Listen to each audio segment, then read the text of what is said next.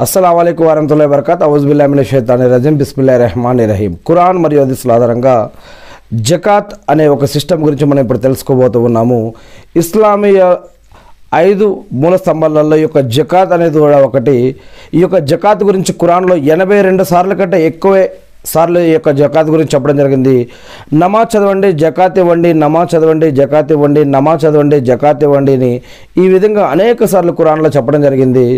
మరియు 8 రకాల వారికి ముఖ్యంగా జకాత్ ఇవ్వాలి అని, అదేవిధంగా జకాత్ ఎవరు ఇవ్వాలి, ఎవరు తీసుకోవచ్చు, అదేవిధంగా జకాత్ ఇవ్వటం వల్ల ఏం లాభం ఉంది, ఇహలోకంలో పరలోకంలో ఎటువంటి లాభాలు ఉన్నాయి, జకాత్ ఇచ్చే స్తోమత ఉండి కూడా ఇవ్వలేకపోతే ఎటువంటి సమస్యలు ఎదుర్కోవాల్సి వస్తుంది, ఇలాంటి అనేక విషయాలు ఖురాన్లోనూ మరియు హదీసుల్లో కూడా చెప్పడం జరిగింది.